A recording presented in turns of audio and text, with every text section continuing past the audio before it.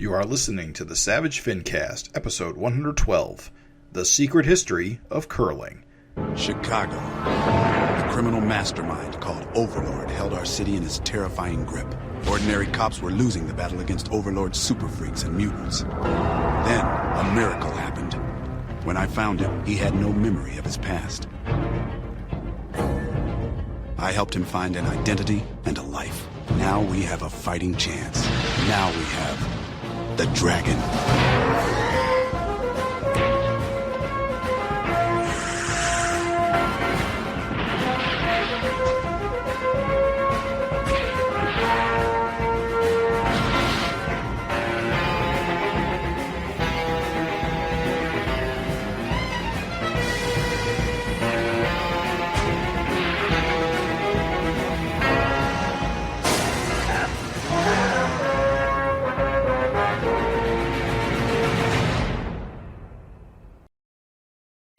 This is the Savage FINcast, the show that's strong to the finish because we eat our spinach. I am Jim Purcell. I'm Craig Olson. I'm Raven Perez. And we are back after a long absence due to many circumstances. But we are back again for a brand new episode of the Savage FINcast, the internet's only, as far as we're aware, podcast dedicated to the great comic book series, The Savage Dragon. Celebrating 30 years this year. It's crazy how long Dragon's been going on and how I've only experienced 20 years of that firsthand. Fake fan. That's it. Shut it down. Mm-hmm. Hey, guys. Yeah. You know, think about that for 2 seconds. 1992. Good Lord. Yeah. What were you doing in 1992, Raven? I was 11, so, not much. Well, I was also 10 or 11. In fact, now that I think about it, in 92, I would have been 10 or 11. I would have been just getting into middle school. I would not even be slamming pogs or playing magic cards at that point. I have no idea what I was doing when I was that age. I think I was making I was making my teacher mad because all I wanted to do was read books and look out the window. I was a freshman in high school, and like a total nerd, I had cutouts of all the Image stuff from what was the catalog back then? It wasn't previews. It was. Don't ask us. We were. What was baby bottles. I don't know. I forget, but I cut out all the pages and I had it taped to the inside of my locker. That's gonna kill me now. What was the name of the catalog before? Was it previews? Heroes? No. Advanced Comics, right? Does that sound familiar? Maybe. Yeah. I will say that I did a little post about it, and it's crazy that in 1992, Bucky O'Hare got a Nintendo game, so they were still releasing Nintendo games. The first Nintendo. Oh, I was absolutely still getting Nintendo games in 92. I wasn't allowed to get a Super Nintendo, I had my NES until 96 when I got my N64. Dude, I was too poor for a Super Nintendo. Wait, I thought Super Nintendo wasn't until 94. No, it came out in 90. Bucky O'Hare hit. Bucky O'Hare, it's late. Bucky O'Hare hit in 92. Bucky O'Hare's a late release, right? So it's late, but the point is that we're still getting new Nintendo games. Right. Super Nintendo came out in North America in late 91. They continue to put out NES games because back in the day, they still did that for 3 more years. They didn't discontinue the NES until 1994. But I think the craziest fact that I found... Oh, yeah, here's the less crazy fact. Stuffed crust pizza didn't even exist until 95. Well, I used a little bit of quick research. I was not even reading comic books in 1992. All the comics I was reading, I was getting in Nintendo Power, which I was in my first year subscription, and Boys Life magazine, which had great comics back in the day. I mean, for the most part, me too. I lived in southern West Virginia, so there was no comic shop. So any comics that I got were just random shit. I remember crystal clear. When I first saw the Image shit, it was just in a grocery store, in a Kroger, or an IGA, or a Piggly Wiggly, one of the three. Wow. But, it was just there. I didn't have a comic shop. So, like you, Jim, dude, I was reading, fucking Bazooka Joe and like and Nintendo Power comics and stuff. Yeah, Bazooka Joe. That was a yeah. I mean, when you don't have comics or a comic shop in your life, access to comic books, you'll take comics anywhere you can find them.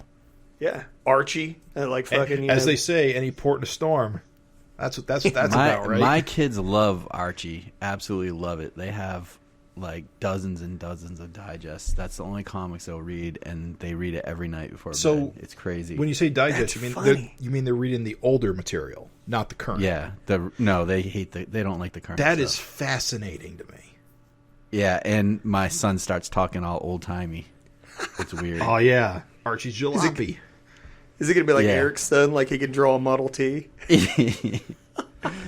It's really weird, but my son he's and hip to daughter it, Daddy-o. absolutely love it. The last thing that I'll throw out there about 1992 before we move on to the proper true opening, because we kind of just threw this in, was that the fucking internet, the World Wide Web, like as we know it, was only like 1 year older than Image. Oh. So it's like... I didn't really use the internet or like my first, like I used web crawl, like the first like internet search until I was a freshman in college. Yeah, that which sounds was right. 95. I think my school got AOL in like 97 or 98, and I occasionally went to Nintendo's home site, and that was like the only internet I would ever do until like 99, 2000. You want to know a weird thing? This is the weirdest shit. And it's weird. It's even weirder when I think about it now. Like, I went to a little, like, tiny school in southern West Virginia. And, like, my graduating class was 60 people. But, dude, for some reason, in 1994, this fucking little tiny middle of nowhere school had a computer lab that was connected to the internet. I had Photoshop. Holy. Yep. And we had a digital camera. Looked like five pictures. Somebody got a grant at the exact right time. So weirdly high tech. Like that was. I got started on Photoshop like 4.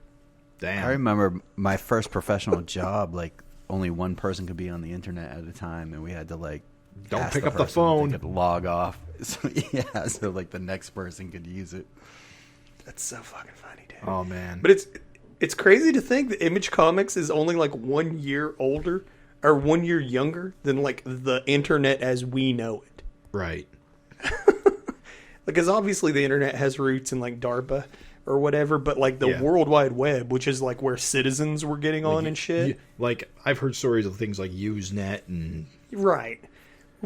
I mean, and that stuff is older than Image, but it's funny that like the citizens' internet, like World Wide Web, like www. Image is only 1 year younger than that. So, just weird. That's enough reminiscing. I think, Craig, you definitely had the atom bomb. What was that? The thing that you were going to talk about.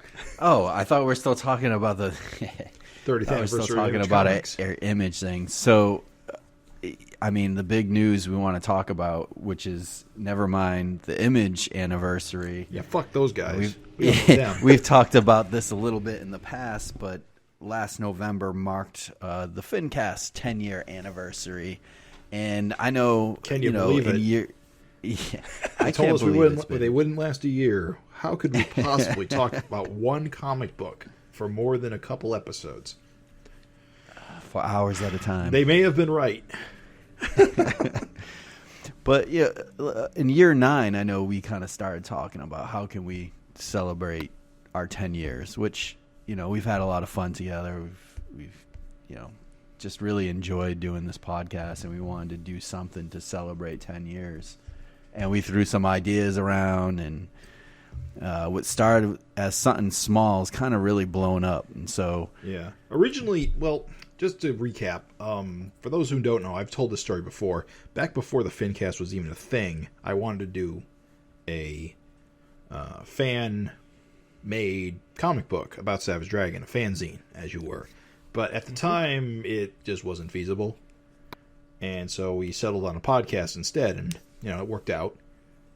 And I think Craig last year came back to us suggesting that we should do like a book of some kind. I don't think it was necessarily a like a comic fanzine that you were thinking of. I think you were thinking more like essays and like retrospectives and stuff. But I think it kind of morphed into something else as we went on. Yeah, just a mix of comic strips, whatever, essays and stuff like that. And so yeah, I don't think we got any essays. I'm pretty sure everyone went hard for comics. Yeah.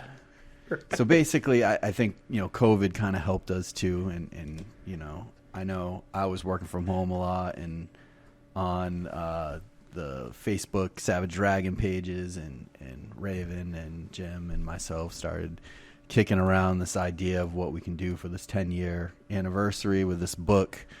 And we were like, well, I think we eventually said, let's try to do a comic that kind of like a fan comic with, different strips of different fans that we know. I mean, there's a lot of great artists and writers in the Savage Dragon community. And so I kind of set up a quick kind of hidden page on Facebook to start this project up, and invited a few people in our circles, people that have hosted the show with us, people that we know and like, and whose art is great and stuff like that, and just kind of polled them to see if they would be interested. And we got a really overwhelming response of people that were interested in drawing something or writing something or just contributing to this fan project, which I think we were initially thinking of just publishing ourselves and just giving it out as a prize, like a FINteresting topic prize. And that's the way we were going to go for a while. And we ended up spending a lot of that first year of the COVID lockdown kind of putting this together. It's a big endeavor. I think we have close to 20-something people that were involved, all fans of Savage Dragon. And it took a solid, what would you say, like 7-8 months, I think? Yeah, I think. Started in January, December, I think. And I think we set a mid-October deadline. I think we mostly hit it. Everyone pretty much came through. Yeah. And so we set up this anthology of different, between typically 4 or 5 page stories, some 1-pagers, all related to Savage Dragon and all kind of like just fan fiction. Some people did all their stories, wrote them and penciled them and inked them. Some people teamed up where we had writers and pencilers teaming up, and it was awesome. And the stuff started flooding in, and we were still kind of, figuring out what we're going to do and how many pages it was going to be, and if it was going to be in color, what the format was going to be. And it just kind of worked out into like a 50-page comic that we were just going to self-publish and give out as free prizes on the FINcast to celebrate 10 years. And I ended up showing it to Erik, and his response kind of blew me away because he was blown away by it. And he really seemed to enjoy it. And next thing he's saying is that he wanted to put it out through Image, which knocked us all off our asses, I think, right? Wouldn't you say? Yeah, nobody could believe it. Like, everybody was floored when they got the news. So we have this completed comic ready to go. Sounds like Erik's going to solicit it for the June solicitations for this year, from what we're hearing. It's a 50-page black and white kind of giant-size anthology of all fans of Savage Dragon. So it's not like the cool thing is it's not like just a bunch of guys are jumping in and wanting to draw like a comic, and don't really know the material. Everyone involved in this we know are, huge fans of the book that just happen to be great artists or good writers and stuff like that. And I think that's what makes this work well. I mean, everything looks awesome. I think it looks pretty professional. Oh, it does. I mean, like, listen, I want to take just a moment. Yeah, go for it. I don't want to just be the only one talking. No, I just want to take just a moment just to, praise our boys, like, everybody involved. Like, honest to goodness, some of these guys, if you're in the Savage Dragon community, you read Savage Dragon, you've seen them contribute to backups or, their letter hacks. You see them writing in all the time or something like that. But, like, I think everybody, as the submissions began to pour in, it became clear that, it wasn't just going to be, just some slapdash, half-assed fan project. Like, nobody gives a shit, nobody cares. Everybody was really pouring a lot of energy into making their stuff look as good as possible. And like Craig said, the end result is honestly better and more professional than I could have ever imagined. And that's thanks to everyone's hard work. And so, I can't wait for people to see this thing. I'm proud of it. I'm proud to be a part of it. I'm proud of, like, my part in it. I'm proud of everybody that contributed. Like, this thing looks awesome as hell. And we got a cover with Erik Larsen pencils, Mark Welser inks, and Nikos colors, which looks phenomenal. And a back cover with Scott James's pencils and inks with Nikos colors. The title is going to be Super Freaks, which is a play on what Jim was going to initially call the fanzine that he was going to create. Yeah, I always thought it was a good title because I didn't want to call it Savage Drag. Anything using the word savage or dragon, I wanted to call it, but I also wanted it to tie into what something within Savage Dragon. So I thought Super Freaks, which I always thought was a really cool way of describing superpowered individuals in the Savage Dragon universe. I thought it would make a good title, and if I had any input, it was I wanted this to be the title, and I got what I wanted. Jim, let me take a moment to fucking say, dude, that like the listeners probably know this, or maybe they forgot. But just to recap, it's like, dude, a lot of the there was just one time where everybody in the forum back in the old Savage Dragon forums, we were kind of feeling like, man, maybe Savage Dragon was like on the ropes or something, and like we needed to like contribute and like sort of get out there and help and make a push. Yeah. And I just want to say that like this podcast was born of that thread. Mm-hmm. It's true. Absolutely. That was your idea.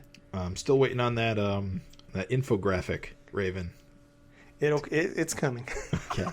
Super Freaks is about to be a reality, and that came from that thread. And lastly, I just want to say that, like, I don't know if you guys knew this, but Dragon Fan, which did flop and fail, but Dragon Fan is responsible for the redesign of SavageDragon.com. That is true. Yeah. Into a more like modern like blog format.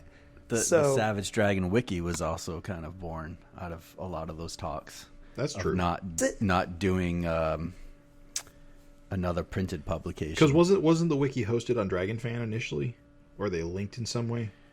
They were only linked. The wiki was its own thing for sure. Yeah. But I'm just saying, like, holy cow, dude!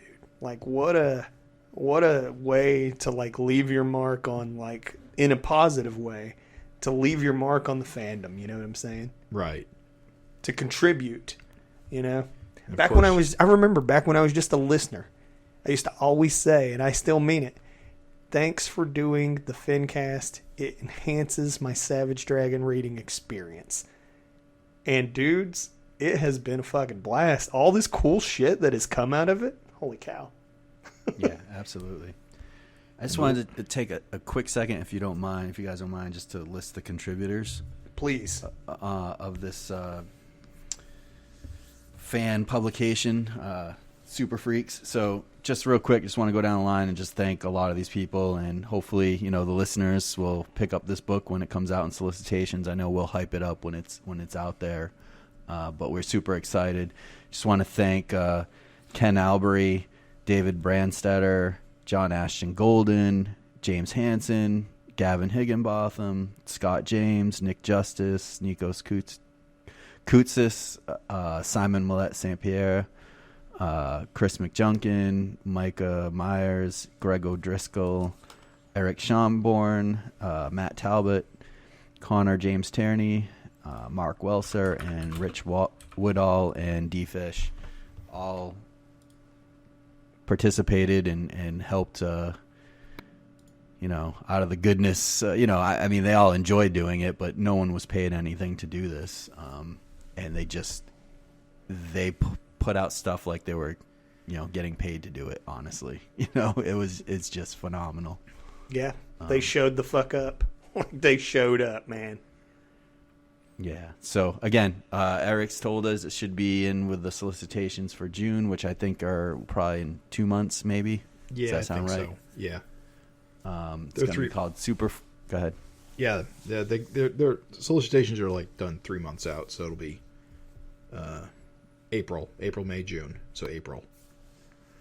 It'll be called Super Freaks. Like I said, we'll be posting it when it's up and hyping the shit out of it. And the one thing I want to say is I am pretty happy that it's coming out during the 30th anniversary of Image Comics. Yeah, that's pretty crazy timing wise. It is crazy. It's cool. It's going to have probably that logo on the front. And the crazy thing for me is, like I was just saying in the beginning of the show, my freshman year of high school, I was all hyped about Image Comics starting. Like, I was there in the beginning, blown away that these guys are starting this own company. I was so excited to read about these characters, and to think that 30 years later I'm going to have my name on the inside of an Image book is mind-blowing to me. So, isn't that cool? Yeah, it's crazy. I just want to say that, there's just, everybody, and honestly, and thanks, Erik, for giving the opportunity. Yeah, absolutely. Yeah. For all these creators. I hate to put him on blast, but Connor is so young, dude. He's in his early 20s. And I'm just saying, can you even fucking imagine? I don't know. I'm just I think that his story is one of the coolest stories in there, in my opinion. I fucking love it. I know everyone's gonna love it. Yeah. Oh, it's great art, funny, and I mean, just everybody. It's hard to pick a favorite in there, though. Honestly, I can't stress it enough. Not because it's our thing or whatever, but I'm really excited for the fandom to see this and just to see how well everybody did with their stories. And I know you said it, but I just want to reiterate that, it would be one thing if it was just a bunch of guys who just jumped in just because there was an opportunity to do something. And you could kind of tell that they didn't, really, or they hadn't read in a long time. If all the shorts were about Savage Dragon being a cop in Chicago. But, you can tell when you read this that these are fans that read the book, have read the book, they're with the book, they've been with it, and you can really feel the passion. You can really tell. The cool thing is it's of all eras of Savage Dragon, so all these stories cover, original Savage Dragon, Malcolm, different eras, different the cartoon, whatever, different side characters. Yeah, they don't even all star Dragon or Malcolm. And I think that's the coolest bit, is that so much is represented. Yeah. It really runs the gambit. Yeah. Hey, man, I mean, like you said, Craig, that's mind-blowing, man. I was just, a little kid begging mom for a comic from the grocery store. And, hey, we're going to be sitting on shelves in a comic store. It's cool. People will be wondering, what is that? Why? Those sons of bitches. And the speculators will be slabbing it and saving it for college. We're going to be part of the system, guys. It's good. It's good. Feels good. Let's get a big round of applause for us. Hear us. Yes, congrats us. Congratulations. I couldn't think of a better way to celebrate 10 years, honestly. I'm not to be a dead horse, but I just never expected this opportunity. So thanks to Erik, and thanks to all the contributors for making it something worthwhile that he'd want to publish through the Image imprint, which is insane. Yeah, man. Honestly, thank you. Again, seriously, everybody really, really swung for the fences. And again, it's a broken record at this point, but just absolutely fantastic work. Can't wait for everybody to get to experience it. It's awesome. We will probably cover it in an episode in the future. We have to. There's no Yeah, doubt. we'll need to figure something out, trying to get maybe some of these guys on to talk about it. We'll figure that out in the future, though. Yeah, that'd be tricky, but I would Tricky, love it. yeah, challenging. Maybe we'll splice together a bunch of mini-sodes. We'll splice them together somehow. Bring back the Finny-sodes. So we got a lot to get through on this episode since we've been away for so very long. Yeah. We've got a lot of not intense news, but a lot of it. Yeah, I'll take point. Just a little easy news, variant cover news. Erik's been doing variant covers here and there lately, so if you're into that, if you want to snag one up, we got KILLADELPHIA number 20 on sale in March, which is going to have an Erik cover. Not a comic I've been reading, so I don't know anything I don't about know anything about it. The cover looks cool. Cover looks cool as shit. Werewolves. So. Is that a Jeff Lemire book? I can't remember. Don't mind me. Read that second news item, Jim. It's kind of Jim-centric. Yeah, this is way more me. So, if I remember correctly, during the Erik interview last time, he mentioned that he had a variant cover in the pipeline, but he couldn't talk about it because it hadn't been announced yet. And the reason he couldn't talk about it was because it was for the new relaunch of Astro City, which, for me, I'm super stoked about. I love Astro City and anything Kurt Busiek makes. This cover is actually really cool because it's also, as Erik tends to do, an homage of sorts. See, as I understand it, I don't have any of the pictures in front of me, but there are like 5 or 6 variant covers for this issue. I believe this is a one-shot to like reintroduce Astro City for the ongoing series. And it has a subtitle, but I can't remember what it was off the top of my head. Erik's doesn't use the subtitle. He calls it The Return of Astro City. And he actually uses the font, or the actual logo, of The Return of the New Gods from DC back in the day. I don't know. Craig, yeah. you're right. Yeah, definitely. Yeah. I spotted it immediately, even though I'm not a big New Gods It's fan. a weird font, too. Yeah. It's very distinct. I'm surprised I didn't catch that.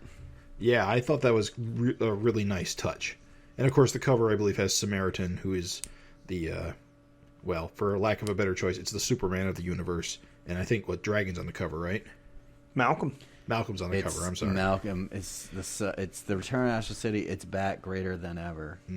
But, of course, Malcolm won't actually be in the book because Astro City is its own thing. It doesn't do crossovers with anything. So it's just a fun little cover. Is the variants have like an image character on each variant? I think they do. I think they all do. Because I believe there's a cover with Radiant Black, and I think the Radiant Black character's on the cover too. Is there one with Spawn? In fact, I think most of the covers are like self homages, like if Astro City was in that particular comic. I really should look up all these covers. Astro City returns. Click. Now you know I'm working hard. That's compelling podcasting. All right. So there's a Chew cover, and there's Erik's cover, and there's a Radiant Black cover, and I don't recognize this one off the top of my head. There's a what was it called? Something in the Divine. Wicked in the Divine. Wicked in the Divine cover, and another one I recognize, but I can't remember the name of. I'm bad at this. I should have done this in advance.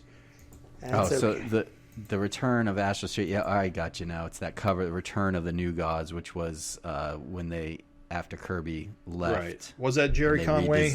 Yeah, I think, and they redesigned the New Gods. Okay, there's one for sex criminals, and there's one for Cleopatra, which I don't know. Yeah. So yeah, they're all supposed to be like references to Image Comics, and they all have like some of them are like crossovers between the characters, which doesn't happen in the comic. But they are all very cool. But of course, Erik's is the coolest of all, especially because he not only does he use the Return of the New Gods logo, he's also got the classic Marvel retro cover. Which is funny design. because I think he does that on every variant he does for anybody now. Yeah, he loves it, and you can't fault him for it. Nah, I love the little like inset picture on those, so you get the little the little shots of like the mini character. Oh yeah. That is going to be on sale in March as well. So Yes. just heads up, if you're a variant collector, get on it. So what about this Jack Champion comic that Erik mocked up? Those that are in the know might remember Jack Champion is the kind of character from the Giant Size Kung Fu Bible Stories collection that Erik put out. It's how many years ago now? 8 years, maybe 7 years, more or less. I feel like it's been almost 10 at this point. It's been a long time. It's probably been as long since it came out as it was before, when we got teased about it until it came out. I just remember on the podcast talking about it for years. Remember he teased the Scooby-Doo looking van in front of the house, and we're like, he's got this project that's going to come out, and it just never came out, and eventually it did. That was teased before the FINcast was a thing, right? I can't remember now. In the beginning of the FINcast, when we started the FINcast, we were starting by talking about that. I remember that for a while it was a running joke to ask Erik in the interviews when that was coming. Yeah. Like, we asked him like every time. Yeah. So apparently, I guess on Facebook, Erik kind of posted like the different covers from his corner of the Image universe, like all of his books and characters that have had books. And he posted this Jack Champion book, and it was like, there was no text or anything about it. It was just kind of posted up with like Freak Force and Star and Vanguard and Savage Dragon, and then there's Jack Champion, and everyone was like, what? But he didn't really, unless you guys know, I don't think he really said anything more than he just kind of did this mock-up. I guess maybe he's toying with the idea of coming out with the book about Jack Champion, but he didn't really state it. Yeah, as far as the comments went, people asked him, they're like, "Oh, new series?" And he's like, "Nah, it's just a mock-up." And so, yeah, if anything's in the works, he's keeping tight-lipped about it. But, yeah, it was still kind of a shocker for everybody to see it with, like, a proper logo and everything. Things, there was a little kind of a surprise, like, kind of just dropped on us. Cover, it's very cool. Like it was Savage Dragon collection over in France, and it's had this really sweet painted variant cover by Gerald Perel. And if you're online and you're looking for it, you probably are gonna have to do a little bit of Google foo to find this thing. It's really interesting. I wish I knew what the contents of it were. Like that wasn't stated anywhere, was it? It was, actually. Yeah. If you go to, we're going to do just a little bit of real-time navigating. All right. Sorry. No, this is the what podcasters people love to listen to. We do it live. Uh-huh. We're doing it live. Fucking do it live. Do it live. What was that from, Craig? Oh, that was... What's his name? name? Is Bill fucking O'Reilly? Bill O'Reilly. Bill O'Reilly? We're doing it live. All right, so it says volume represents issues 193 through 198. That's actually a lot more than I thought. That's like 5 issues. Yeah, it says issues. It's going to be like 152 pages. Mm-hmm. There's going to be some... I think what's interesting about this is it's just got some cool... Like, it's a hardback... Right, because it's for a European market, and that's how all comics... Well, not all, but that's how, the albums are sold. So it's like being sold as, like, an album.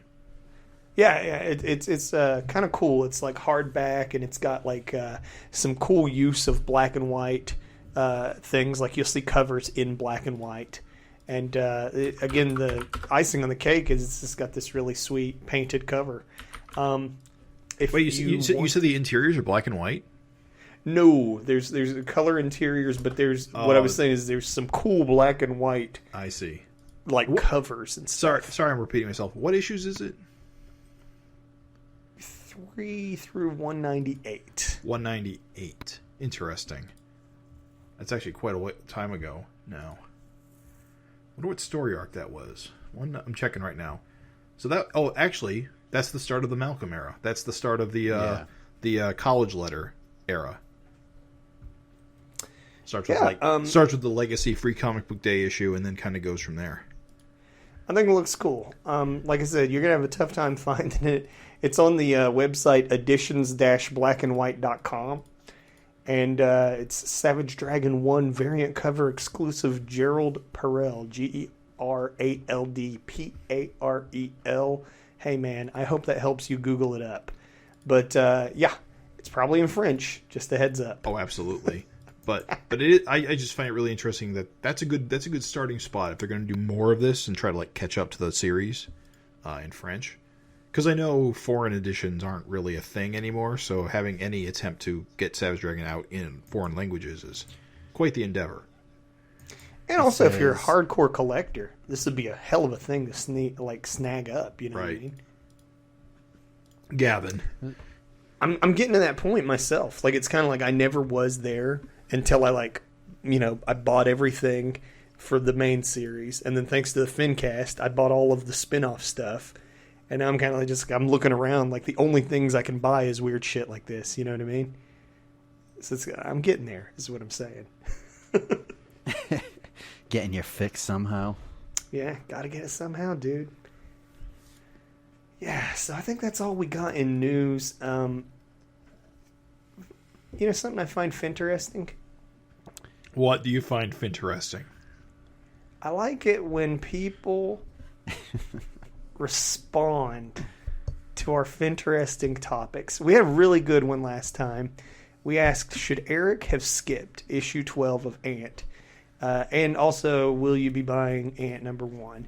Well, we were gone for a long time, so there's a ton of letters, but I guess what I should say is there was a ton of letters is what we should have had. We didn't get shit. You guys failed us. I'm very disappointed. How'd we go 10 years with such ingrates? I don't know what else to say. I'm disgusted. Yeah, I feel let down. But then again, we also let down a lot of people by not showing up for 2 months. Fair. I'm just saying that I think we don't break our hearts. Please write in when we ask you these FINteresting topics. Maybe they're just embarrassed by the answer. I still want to hear the answer if people still want to answer it and feel pity in their heart. I do want to know what people think of that. I do want to know. What's funny is I do actually want to know now that we've got some room and some space. Ant number 2 just came out as of this recording, and so we actually have people are in an even better place to say, should Ant number 1 have been the start? Should issue 12 have been this weird out there thing that existed? I would still like to know what people think, if you would be so kind as to let us know. Erik's crazy need to just kind of clean it all up. Just pretty wild to me, but he fashions the rod for his own back. I've already gave my thoughts. That being said, we did get a letter. So it's not related to our FINteresting topic. However, I think we got it. You guys want to take it, or you want me to take it? I'll take it. Take it away. What's up, FINcasters? Lifelong Dragon fan, newfound obsession with your podcast. Since there's been a huge delay between 260 and 261, I found time to finally write you guys. I'm 38 and can say Dragon is the only funny book I've followed from the beginning and have never left it off my pull list since I was old enough to have one, aside from normal breaks in comics we take through life. It's the only book I have a complete run of. I don't really have any friends who have interest in comics as I do, so I don't have anyone to discuss my Savage Dragon with, so having your FINcast is just awesome. I just started listening around episode 100, and I've been obsessively consuming past episodes like back issues on average of 2 episodes a day while at work. Thank you guys so much for having such a dope show and being there for finheads like me who just can't seem to get their Larsen Dragon fill. This nearly 3-month gap between issues has been brutal, but classic episodes of your show have been clutch in dealing with my withdrawals. Bring back Dragon Trivia. Hope to become a regular writer and FINteresting conversationalist with you guys in the future. Can't wait to see what you guys have in store for future episodes. Can't stress enough how much your podcast is appreciated. Love the retros as well. Thanks. Please keep the show going as long as the comic does. Thanks again, Peter Cruz. Sorry about our first 70 episodes sounding like they're inside a tin can. He started with 100 though, so maybe he didn't go back.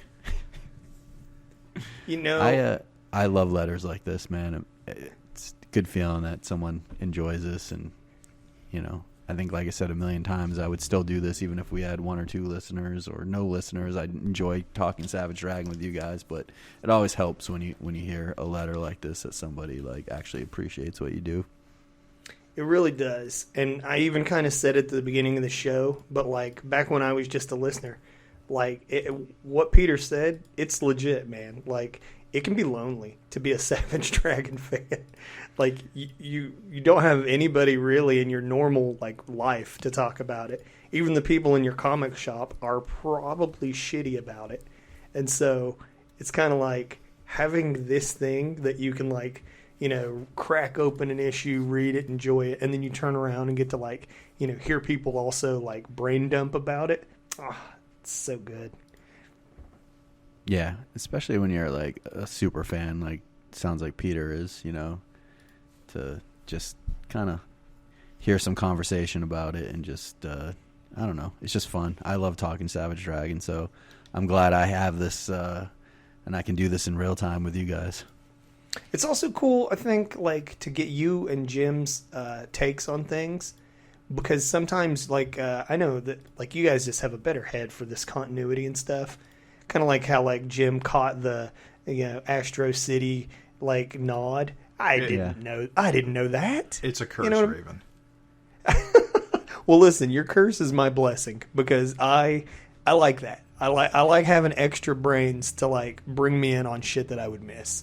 On the other side, though, it's also fun talking to people that are in the artists and writers and stuff like that, and getting your perspective on things, and just talking about this month in and month out, you just get an appreciation for things like the lettering and design choices that you just probably wouldn't really dwell on as much. You know what I mean? When you're actually sitting for an hour talking about things, you just notice things that you kind of glaze over, but they really subliminally make an impact. Mm-hmm. Oh yeah. Well, thank you, Peter. I mean, honestly, really legit. Thank you. We hope we do hear from you regularly. We got a FINteresting topic for people who don't want to tell us if Erik should have skipped issue 12. Got a new FINteresting topic, Jim. You want to take that one? Sure. We're, being the 30th anniversary Image, I figured we'd do something related. So we're asking, what's your favorite Image-related memory/experience/series from the last 30 years? It does not necessarily have to be Savage Dragon-related. Now, granted, for a lot of us, Savage Dragon is quite intertwined with our memories of Image comics and our experiences, but, don't think that it has to be relevant to Dragon. We really just want to hear any story you might have about Image comics. Me personally, I avoided Image comics like the plague. For much of my youth, I thought it was gross and disgusting. I didn't want anything to do with that filth. But, in 2001, I discovered my folly and discovered there was at least one good comic. But I've discovered over time that many were actually pretty good, actually, I don't know if I've actually told this story. I probably have. But the way I got into Image is kind of weird. So I was a Marvel zombie. I was primarily reading Marvel comics in 2001.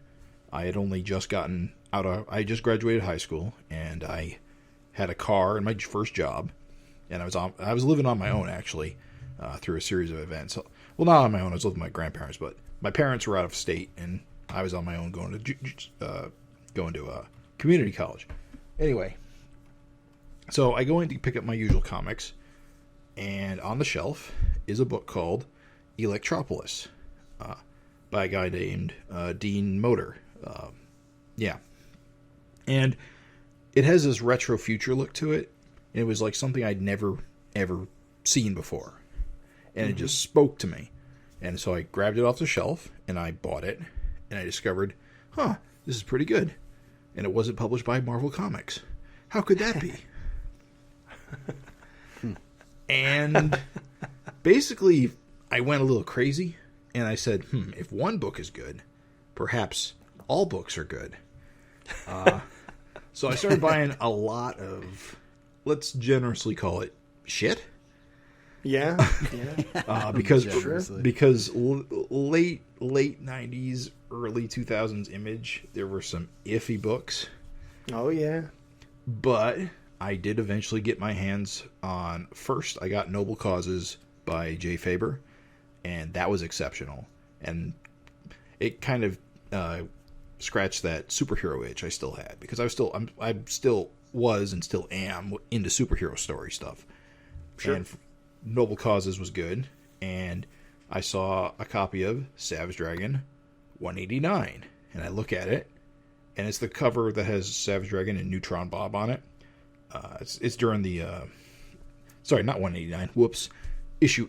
Actually, wait, not even that. It was issue 89. Yeah, it was issue 89. And as the cover was Dragon and Neutron Bob. And I look at it and go, I recall watching the Savage Dragon cartoon briefly when I was a child. That was shit.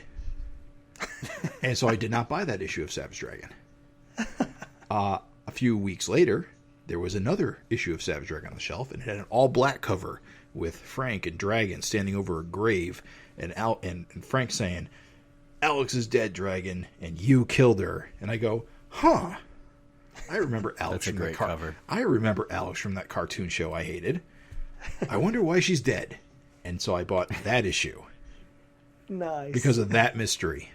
That's a great cover too. It was to very striking.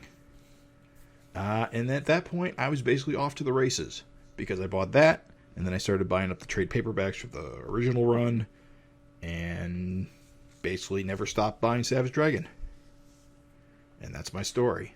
I'd like to hear your guys' kind of in the past 30 years, maybe like 3, 4, 5 series that, other than Dragon, that you really enjoyed.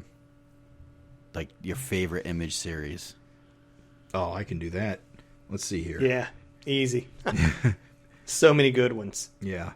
So it's not easy though. Like pick 4 or 5. You want all time, because all time's easy. Yeah.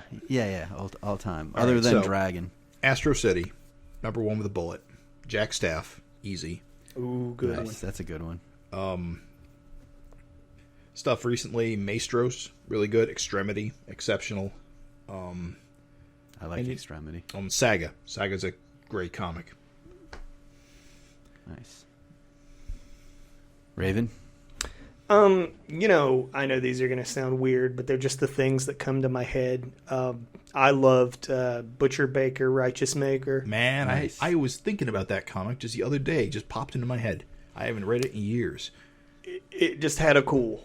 It just had a cool, and it had a great art style. Glory comes to mind. Oh man, the fact that that's out of print sucks. I know. Yeah. I'm pissed that I sold my run. And now it's locked in a vault. Officer Down. Yeah, good one. It's a really to me, visually insane. Chris Burnham. I mean, it just put him on my radar like fucking crazy. And it just really just slammed my guts out my ass with fucking crazy, how crazy a one shot could be, right? Yeah.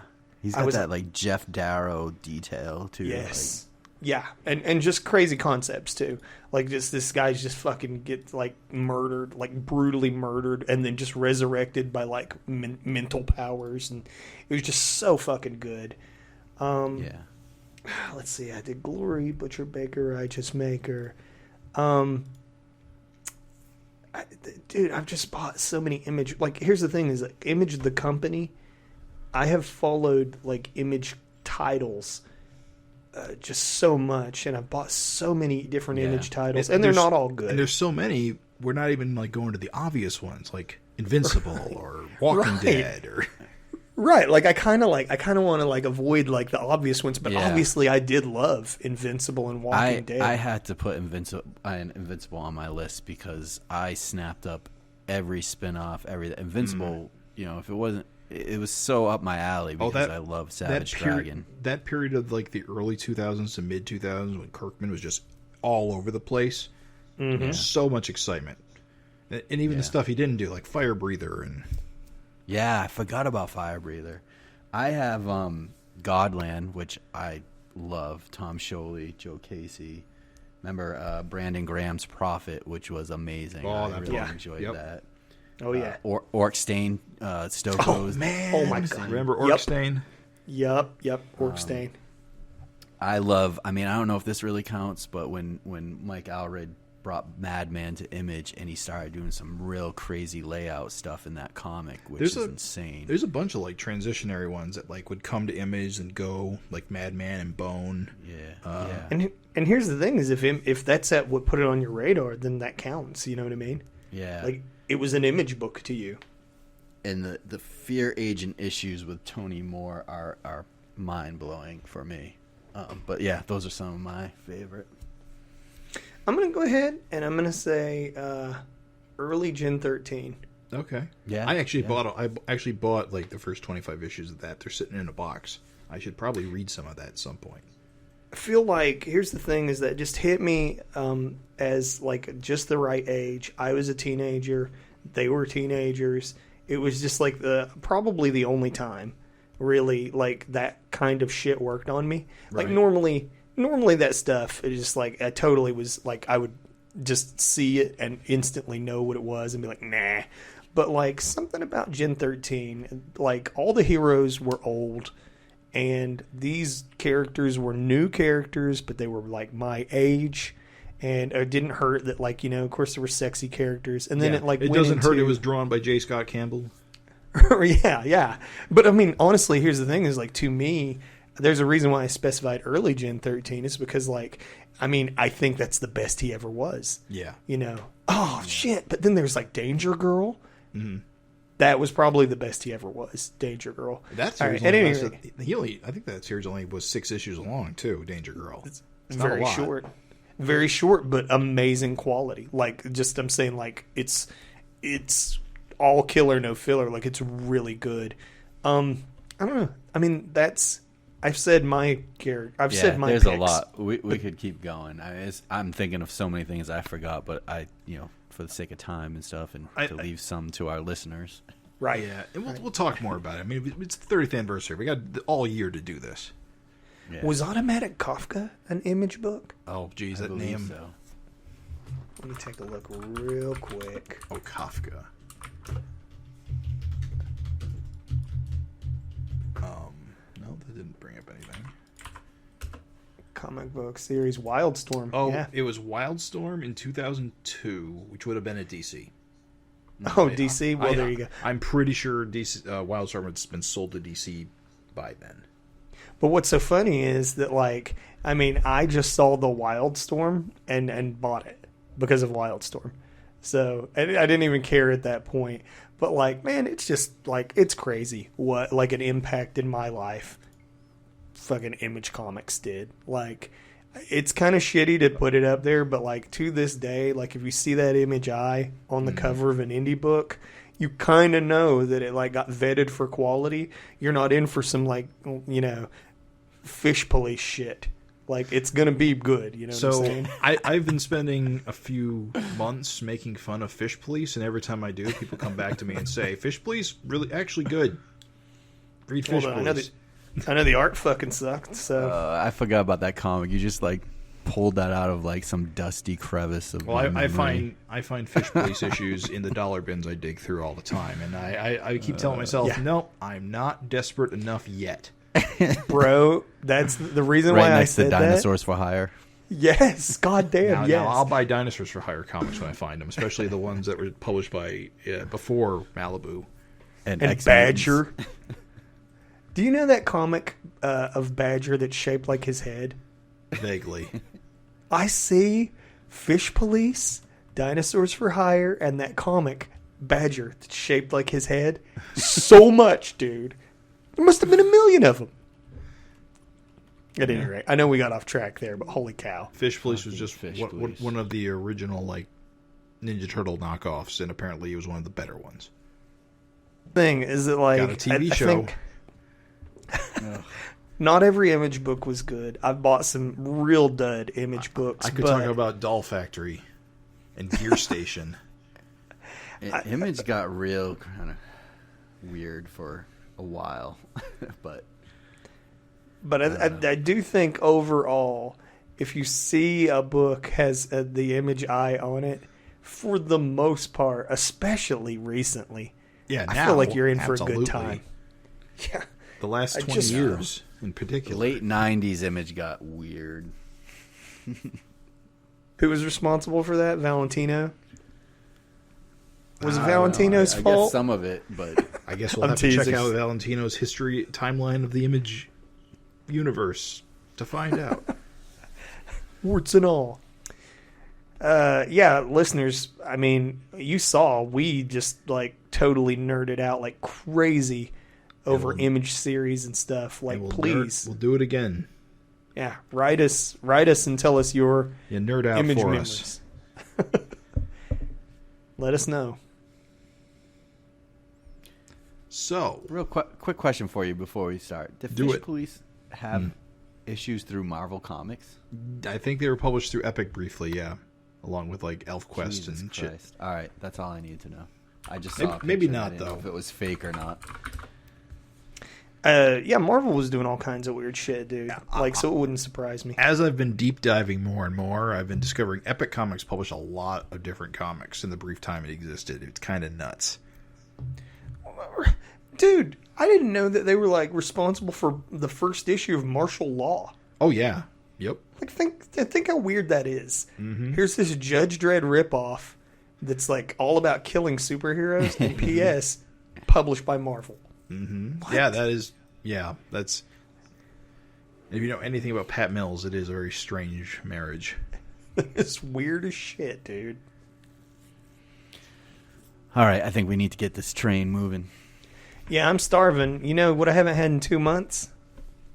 I think Meat I and know. potatoes. So Meat and potatoes. yeah, and on the cover we have meat and potatoes. You got Paul Dragon, the meat, and Malcolm the potatoes. Small fry down there. All low on his own cover. Is it me or Crash. is it different like cardstock on this Oh, I wouldn't know. or cover stock? All mine feel like glass. Could be. Did you It guys? feels different. It doesn't, like, what's funny is, okay, so they did change printers, right? And a lot of people were talking about the change in the paper. I couldn't really tell a difference. It I mean, feels hasn't- like hasn't- smoother. Hasn't image paper been kind of shitty for a while? Has it? Like wrinkly, like it gets like wrinkly and like humidity. I will tell you one thing is that, like, dude, I'm not one of those guys who, like, the comic print, like, he leaves fingerprints on comics. But for the last, like, I feel like 2 years, I thought, like, I was going to change of life or something. I was like, are my hands hot? Like, what's going on? Like, I feel like ink comes off on my fucking fingers all the time. I'll tell you what, my issues for the past couple of months have been coming in all banged up. I don't know if it's the distributor or what, but our comic shop's been having a hard time keeping their copies in good condition. For Image Comics? Because Image Comics are still It's coming not through. Penguin. I know it's Yeah, still Diamond. right? Image is still Diamond. Penguin and whatever the other company is for Marvel, or DC rather. Yeah. The only Image comic I have within arm's reach is you'll appreciate this, Raven. I found a copy of a Tomahawk in a bin somewhere, so I bought it. Oh my god! Wait, a why won't I tomahawk. appreciate that? I love that comic too. A tomahawk I got it is for- no joke. I got it for One of Christmas. my favorite Image memories. from the last 30 years. I'm not even fucking joking. Yeah, I don't, as you all know, I don't buy a lot of print comics, but I found this for cover price, and it's pretty cool. That's a good comic. Crossover had that Tomahawk variant cover, which is pretty freaking cool too. Whoa, that's good shit, dude. Oh my goodness. This paper, the only thing I'll say about it didn't feel all that different to me, but dude, it smells crazy chemically. Like it has a chemical smell, dude. That's that physical media stench that everyone loves so much. It definitely feels a lot glossier. Like yeah, it looks glossier. Thin. I don't know, kind of thin, but like also glossy. It's weird. Yeah. Maybe I'll go to the comic shop tomorrow and feel up all their comics. See what you feel like. I don't hate it, but it just doesn't like strike me one way or the other. I think the colors look great on it. Agreed, dude. I think the colors look fantastic. You know, Nikos is loving that one. So let's talk about this first page. Yeah, dude. So, okay, you know my opinions about Faco, but this is pretty funny. Dumbest kid. Can you imagine being psyched? There's, is Mako with a wall of blood. Blood's pouring out of his mouth, and this kid's like excited because he thinks it's King Shark from Suicide Squad, obviously. Right. Your favorite, R-rated children's movie. Mm-hmm. I'll let you know that's a bad parent. Yeah. Well, he gets what he deserves. Mm-hmm. The funny thing is, so obviously this is commentary on King Shark and Mako kind of being the original. Shark Man. At least I think he is, right? Well, about 1 year. Yes. And of course the version of King Shark in the movie doesn't look very much like his original appearance in the comics. He looks a lot more like Mako. Yeah. I think originally King Shark looked like a king shark, which is a type of shark, and now he looks like a great white, which is what Mako. Well, Mako's a Mako shark, but the shark look. Right. So I was listening to, and I don't know if you'd call it a podcast, the Comic Lounge show. It's a YouTube show. The host was interviewing Erik Larsen from a January 21st post. And Erik, they were talking about, I guess, Mako, and Erik mentioned something I kind of thought was really funny, and probably the whole reason why Mako's back is because of King Shark, where Erik was kind of like annoyed that this King Shark is out and Mako was there first, and on the interview, Eric's like, well, maybe I jumped the gun by having Mako come back because the Suicide Squad stuff didn't really make as big of a splash, and so it's kind of now he's stuck with this Mako character and making a deal of it, and it's not even that big a deal because the movie didn't really go over that well. But the Suicide Squad is the best DCU movie by miles and miles. And the rumor is that King Shark might be set up for a solo film. Oh, I'm sure he is, actually, because... Yep. Yes. That's a big rumor. I mean, if Peacemaker can get one... Yep. Which is also a really good show, by the way. Because here's the thing, is the DC, they want to do that reverse Avengers thing, where they have a group movie and then they spin off solo films from it. Makes sense. And Peacemaker got his HBO Max series, so rumor has it, King Shark's next. Oh, jeez. Yep. And you've already got Harley Quinn as a solo film, so there's no reason to not try to do it. So maybe Erik didn't jump the gun because kind of get the feeling we're in for a King Shark, at least HBO Max show. Right. That would be kind of weird. People loved King Shark, dude. People love these kind of characters, Craig. It's what they're into. Lovable, bloodthirsty monsters. Well, I gotta say Peacemaker. I do love my Mako, so I guess I kind of get it. Now me, I was laughing this whole sequence. Oh, it's great. It's wonderful. Why aren't you laughing? I think it's awesome, dude. And it's a funny segue into bro Malcolm deep-throating that hot dog. And look how distressed the guy in front of him is. What the hell are you doing? Wow, he's all throat. Malcolm's the throat goat. I don't understand why Malcolm doesn't like hockey. Hockey's fun. The best part about hockey is that when you get penalized, you get removed from the game. Like no other sport does that. Mm-hmm. Where you have power plays. Can you imagine if football and basketball did that? It'd be so much better. I probably wouldn't like hockey if I had to watch the Maple Leafs either. Well, okay. To be fair, yes. See, I don't follow hockey, but I know the Maple Leafs. This page kind of shows Malcolm a little bit discontent with Canada, which is kind of like, got to wonder, like, is that planting the seeds or? Well, clearly what he needs to do is get into curling, because curling is the sport of kings. Are you joking? I grew up in curling. We got what? Canada. No, you didn't. You did not, did you? I lived on the border. So story time, Jim. Story time. we lived on the border, so we got Canada stations across the river, and every winter, you turn it over to the Canada channel, and there'd be curling, and I loved watching curling. It looks amazing. I wish I could play. Wow. It's so cool. Haven't you ever played those games in bars where no, you're a teetotaler. You probably don't go to bars. There's a game in many bars, or at least there used to be, where you have this long wooden table that you slide these metal pucks across. The little metal disc, yeah. Yeah, and you just That's shoot. More like shuffleboard. Yeah, exactly. It's shuffleboard, but on ice. It's amazing. Yeah. You just got to squeegee like the ice back and forth or whatever. Yeah, but the guy with the frickin' puck, that's the guy I want to be. You talk to a guy for 10 years, you think you know him pretty good, right? And then you realize for Olympic curler. Yeah, you realize you don't know shit. Curling rules. Don't let anyone tell you different. I'm shocked. I just want to appreciate that everybody in this crowd has unique masks. It's not something you really have to do, but right. like if you walk around, you in real life, everybody has different masks.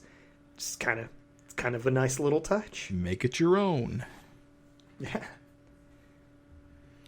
We got Maxine back to her old self. Love it. You gotta understand. She's watching Malcolm deep throat that dog. She's getting ideas. Can't believe how quick he goes off, though. Yeah. What's funny is, man, old wet blanket Malcolm, this whole issue, turning down fun left and right. I mean, he's been like this for a while. He is not into this, and I can appreciate that. It's fun. It's kind of weird to get a blowjob in the middle of a hockey game. It's really awkward. Oh, give me a break. Like you'd say no. Are you kidding me? You guys acting all tough. Intimacy, Raven. It's about intimacy.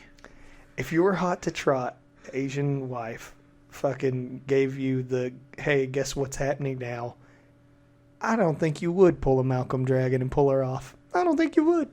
It's one thing to say it on this podcast. It's another thing to do it in real life, and I don't think you. What sporting event would you? No. Curling. Yes, curling. As I watch intently. Jim's just like sweating as he looks at the guy with the thing. That's gonna be me. Let's talk about, let's talk about Roughneck. Hey, Roughneck, it's good to see you again. It's been a while. I mean, you've been around lately. You're one of like the heavies of the Vicious Circle right now. And yeah, that's right. You got into a fight with Canadian not that long ago. Vicious Circle villains never use the door. Oh, no. God, no. That's how you know you mean business. This is a nice place, too. Ruining that penthouse. Mm-hmm. But that's a Dart's old pad. Yeah, Dart's dead, though. Power vacuum time. That means everyone's coming through the walls. Dude, his disrespect for Barry not Barry, but whatever the kid's fucking Well, name is. We've established in recent times that he is very much a chauvinist, which makes sense. Look at the guy. It's just hilarious. I'm just saying, backhanding a kid. What a jerk. Walk. Beat it, brat. Guess he doesn't have Mako's strength yet. It's good. It's good stuff. It's a crazy relationship that like Insect's been building now, like just like a motherly figure, which I just don't know where Eric's gonna go with this. But she seems to be actually into it, which is kind of nice. Yeah, it's cool. It It's cool to doesn't have. Doesn't seem too much of an act for her. It's cool to have not everyone in the vicious circle be like completely relentlessly awful. Yeah. Bros, Malcolm's face in panel 1. There's a lot of good faces in this issue. Like, there's a lot of good faces, but Malcolm's face in panel 1, hilarious. We learned that Maxine's off the couch and on a stick. Do we see a little sideways monkey mouth going on in that first panel? We do, dude. Yes. Sideways monkey mouth. It's classic. It's a Craig classic. It's just I guess Maxine's over her problems, or because I wouldn't say she's overcompensating, because she's always like this. I don't know. I think that like if there's anything to witness, it's that Malcolm's like on top of it. Yeah. Like, you know what? Here's the thing. All right, so here's a dynamic. I get it that there's going to be that Savage Dragon fan who hates Maxine, and he reads this issue and he's like, ugh, like Maxine's her old self, or oh, this again, or whatever else. But the dynamic that I think you should pay attention to is that Malcolm doesn't just go along. Like, in early issues, Malcolm kind of just like, okay, like every day. Dude, wet blanket Malcolm, dude. Like, well, he's over it. He's the adult in the room, which is a nice dynamic, because Dragon was kind of like the ladies' man and always just kind of like everyone rolling their eyes because he was reckless and stuff. So Malcolm's a lot different, which I think is pretty cool. Malcolm is square.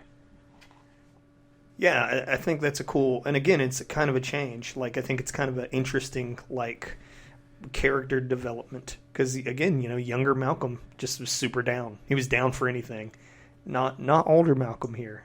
The panel on the page where she's dancing on the table at the bar, and like everybody's looking at her, and he's just like holding his head, like, God damn. This is gonna be a viral video. Yeah, I keep wondering where this is going, or if this is just what life is like, and it will always be like this. Seems that way. Yeah, I don't think it. Yeah, like, I don't think it doesn't need to go anywhere exactly. It can just be, this is Maxine and Malcolm's relationship. Yeah, I was gonna say, I don't think that necessarily it's building towards anything other than to show that Malcolm has changed. Like, Malcolm is on top of it. You know what I mean? Mm-hmm. Like, there's your development. It's like Maxine hasn't changed, and I don't know really if you should change her. I mean, if Maxine suddenly became a square, that'd be pretty lame. But to have Malcolm kind of like grow up a bit, I don't know. It's cool. I like it. It's a good solution to the Maxine problem, finger quotes, because you get to still have Maxine be fun, but you get to have Malcolm show character development. You know who also has cool character development? Samurai? Goddamn Samurai. Man, she's cool. She is cool, dude. I like it. Kicking some fucking ass in this. I love when Roughneck gets his head pounded and he's got the bolts that fly out and then they magically appear. They grow back. He's the weirdest character. I know we keep saying, we've said this before, but he's so strange. I want you to take... I'm so sorry to interrupt. I want you to take a look at his forehead. Yeah. In that panel where he's getting kicked. Do you see that he actually has, like, thread? Screw hole. Yeah. He's got the thread in his meat. I don't think we ever got like an origin for him. Like, is he a Johnny Redbeard creation, or is he just I a think guy? It was just Erik kind of teasing Dave Johnson design. Oh, that's right. Yeah. Yep. Yeah. Said he was going to make the ultimate Dave Johnson character. So the weird thing about him, besides everything, is like he wears the red, white, and the patriotic pants. But the thing is, he wears the patriotic pants, but he's got like the English flag on his face, because that's just the red cross. Well, what's so funny is I was shocked to learn that like he was a poke at Dave Johnson, because when I saw him and didn't know any better, I thought it was a poke at Hellshock. Who's Hellshock? Oh yeah. Jay Lee's. The Jay Lee character, but I think he was out before that. Well, I mean, yeah, I know that now. Well, I think why Roughneck is so memorable is just because he kind of fills that role of being a tough guy meathead so well. And he's just made so many appearances. Yeah, he's good. He's good background filler. He's good to have in a fight scene. He can punch up with Dragon and generally not get killed. He's just kind of a good all-around character to just have around as like a vicious circle flunky. Yeah. We get Malcolm bringing Party Girl home. You know what's funny on the panel when he's bringing her home is like the shorthand for like the TV turning off, but TVs don't really do that anymore. No, and that's so, like younger kids will never know what that means. It's kind of funny. That's also a really square TV too. It's TVs aren't shaped like that either. Yeah. Malcolm doesn't watch a lot of TV, I guess. Like, my kids will never know what that shorthand means. Like, what the hell is that? God, Craig, that's so funny you pointed that out, dude. I wouldn't have thought that. Like, I saw that and I just knew what it was and didn't even think about it. You figure does, but God, that's hilarious. You can hear that. Pictures you can hear. Yeah, it makes it pew. That old CRT tube. Bro, we were online and somebody was like, it was a pixel artist, and a lot of pixel artists, you'll see where I'm going with this in a second. A lot of pixel artists, they like the way the old CRT TVs looked, like with pixel art over them. So they'll emulate those scan lines to kind of make their pixel art look like CRT TVs. So they use a CRT filter, right? Well, somebody jumped in the comments and like, well, I don't know what critical race theory has to do with this. Oh, like, no. But dude, that's the comedy, is he was too young to know what cathode ray tube was. Yeah, I was like, cathode ray tube, aka old television. he didn't know what a fucking CRT TV is. I was like, that's funny. We were in a hotel last summer, and my in-laws were in another room, and they called our room, like it has like the real telephone, and my daughter didn't know how to answer it. She's like, didn't know where to speak into. Yeah, where's the green button? Where's the? Yeah, she was just lost. I had to laugh. Well, that's right, because smartphones don't have speakers. They're like integrated. Right. Yeah, she never used like a real telephone. Think how primitive. Like, here's a little speaker that goes to your ear, and then a little microphone that goes to your mouth. Yeah. Oh, that's funny. Malcolm's got the old TV. So I like their relationship. I think Malcolm and Maxine have a great relationship, and I like having Paul and Alex around as just like babysitters, and like they're good background characters. You know what I mean? With his bionic Twinkie fingers. Right. Bro, how funny is this segue? That like he just like gets smashed out onto the fucking car and then just starts another fight. Roughneck getting. You talking about Roughneck? Yes. Yeah. Walks just right into him. Just like he was getting his ass beat, and then just immediately gets up and just winds up in another completely different fight. Mako's just there. Punching him in the back of the head after he just fell how many stories? It's classic. It's good shit, dude. And in addition to getting his screws knocked loose, now he's losing molars. They grow back, right?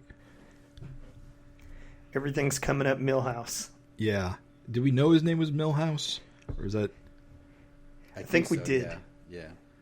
I'm just saying I They nominate... talked about him being a serial killer. Yeah. I nominate that for the name of this episode. Oh, I got a name already. Oh, yeah? Uh-oh. Yeah. Say it or we won't remember it. Oh, crap. Oh, no, dude. I thought of it a few minutes ago. Oh. And now you brought it up, and now I can't remember. I had it. Oh, right, yeah, The Secret Origin of Curling. Secret origin of curling? Oh, my goodness. Mako just beating the shit out of him. I love it, dude. I love that he's not giving him any respect just because he's Mako. Yeah. Like, he's like, I'm the new Mako. And he's like, whatever, Millhouse. It's so good, dude. Interesting that apparently he had powers when he was the executioner. I assumed he was just a part of punch. the vicious circle. Yeah, well, yeah, I guess that presumes you have superpowers. I guess I just thought he was just a bad Punisher ripoff. Yeah, he was a freak. Because he had like a skull emblem and like was a serial killer. He must have been a freak of some kind. So little did he matter that we don't even know what his powers were. I'm not going to go on that rant. I already talked about it once, but yeah, not a fan. Although I will say, you're right, Craig. The fact that he was such a blank slate makes him really dull. But here, though, they're at least using that as like part of like the banner, part of the conflict, is that no one respects him. Roughneck doesn't respect him at all. Here, even though he is functionally Mako now, Roughneck still just doesn't give a shit about him. Does not, because he considers him a nobody. Now, Roughneck, of course, is an egomaniac, but at least they acknowledge the fact that he's a nobody, or at least was a nobody. He's gonna care real soon. Yeah, spoiler. Dudes, real quick question on Angel and Frank Jr. Leaving or whatever. It just, as I was reading this, didn't Angel kind of have baby fever for a minute? For a minute, yep.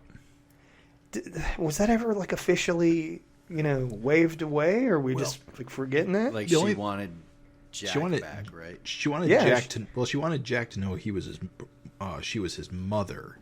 And did she also want Jack back though? I don't know. Think she went that far. I think she was just kind of. And I think part of being with Frank is to take care of his daughter. Right. So, I don't know. But she was being a real asshole for a while. Yeah. It's kind of like just seeing her just chilling around, like in a robe or whatever. It's kind of like, huh? And you're talking about moving like it's no big deal, but it's like, man, you were kind of a bitch there for a hot minute. Well, it's part of the real time nature of the book, I guess. Is just that, time has passed, and she let it go. She's let it go, or she's playing the long con. All right. Just curious how you guys felt about that. Maybe she goes nugget. Maybe she hasn't gone back to the U.S. yet because she's gonna steal him away. Steal Jack. That'd be a fucked up little twist. Drive them both directly into the St. Lawrence. Frank's bowling or something. He's kidnapping Jack. Dude, what's with Samurai's speech that she keeps repeating? There's a hierarchy, a chain of command. I think she it's says it twice in there. Well, I think she's all about order, and she considers herself to be second command under Dart, and so basically, in order for her to express her authority, she has to express to everyone else that the chain of command matters, and it matters to me. Yeah, she's also about to climb that chain of command. Oh yeah, she wants to be the boss, so she needs to. Her plan is basically to reiterate the fact that she is second command, Dart is gone, I'm the boss. That's how it works. So everyone else needs to get in line, or we're going to get tossed out of a building like Roughneck. Yeah, you can see she's kind of establishing a pecking order, like even before she makes her announcement. like kicking Roughneck's ass and then beating the shit out of Insect. Like she's letting people know, hey, dude, I'm the muscle. And I think she wants Insect to like be her second command, but Insect's priorities have changed, and so she's got to lay down the law on Insect now. I love how like the two main like vicious circle female villains both have like full face masks. Yeah. It's pretty cool. It is. I really hope that like underneath like Samurai's mask is some just hideous like melted face or something, like some hot body with like just a mask with a breathing apparatus because she's just like horribly disfigured, and we get like some kind of close-up panel on it. Craig's rooting for the butterface. No, she just wears this for COVID. I don't think Insect wears a mask. I think that's just what she looks like. You think she's just like a robot head? I think she's just a common writer. Yeah. That's cool. I'd be cool with that too. I think that's just her face. I think it is just, again, it's so funny to hear everybody like being like, stupid brat, half breed, like talking so much shit about Billy. It's Billy. Oh, that's going to bite Samurai in the ass. Billy's going to like knock her head off one of these days. Yeah, when his powers kick in. Yeah. I love the panel how Samurai just flips Insect. Like Erik could have just gone for the quick punch or backhand or something, but I love the whole like flip over ram. It is cool. We're getting to see Samurai kick a lot of ass, and you know, Dart was kind of like this acrobatic like ass kicker. Yep. So it kind of makes a lot of sense that Samurai would also be like, you know, like the big kick to Roughneck and then flipping Insect. Like it kind of makes sense that she'd be acrobatic too. Yeah. Well, don't forget, Dart was kind of putting together like an all-female leadership thing. That was kind of the thing she was going for. Mm-hmm. And clearly Samurai wants to maintain that. Right. I don't know that she does, and we'll talk about it when we get to that panel.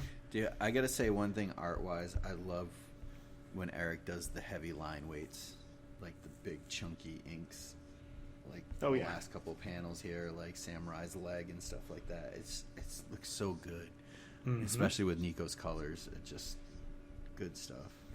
Yeah, we're gonna praise the balls off of Nikos' coloring here in a minute. There's a panel where I'm just like, God damn, dudes, this like huge shot of her getting the shot in her tongue. Yeah.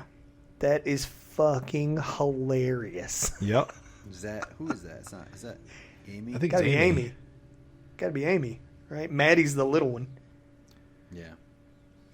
God, so funny, dude. So funny. She's definitely got her... Oh, wait. I was going to say she had her mother's mouth, but Angel was the one who had a giant mouth when she was a baby. Yeah. We've seen Maxine do big mouth, too, though. Like when she does the cartoon big mouth. But it is hilarious that they have to go through the tongue because they can't penetrate the skin. And nobody thought this through. Or that Walden Wang thought it would be a good publicity stunt. It's like, dude, don't they have healing factors? Yeah, they probably don't even need it. Yeah, because he did say it was just kind of like a promotional thing to get other kids to get their shots. It took me a minute to realize the cameraman behind her ear had on one of those clear face masks. Yeah, I thought it was like some like superhero mask or something. Right. Like I thought it was reversed. I thought the mask was everything else, like covering his eyes and stuff. Yeah, it's good. It's just another nice little touch. Bros, talk about Erik using the comic for a sounding board. Oh yeah, this. And yet it is hilarious because if anybody was going to get COVID, I mean, come on, it would be Hortus, would right? have to be Hortus. That panel of Hortus sick in the bed. And it makes sense not because Rex would be an anti-vaxxer, despite the fact that he's like a genius super scientist. Because he's also a conservative asshole. And always was. Mm-hmm. So I guess he rubbed off on Hortus in their time together. Probably thought she didn't need it. You know? She also seems, I mean, she's kind of a dimwit, so. Yeah, that's right. She also would. She would probably watch a lot of Fox News because she just watches a lot of TV. Oh, we're getting polarizing. I can hear listeners getting scared. But this is an interesting page just because, he dedicates an entire page to this conversation, and he packs it in, presumably, I assume, for sharing around the internet, because I've seen this page shared around a bit since it came out. Yeah, a few times. Now, granted, a few of those are negative comments, commenting about how much words were packed in. Now, and granted, that was, the intent. Right. He should just keep politics out of his comic. And there's definitely that aspect.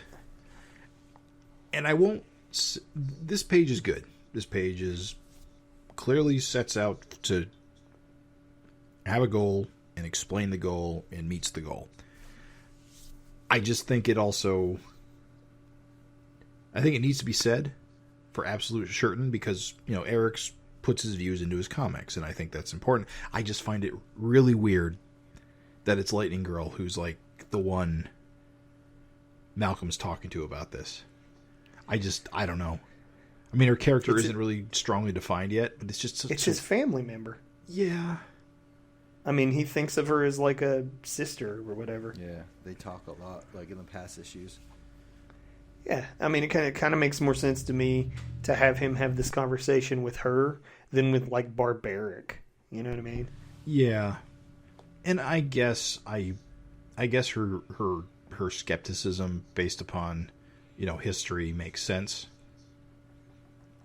Bro, listen, I'm just gonna say that like I had this same conversation with two different friends.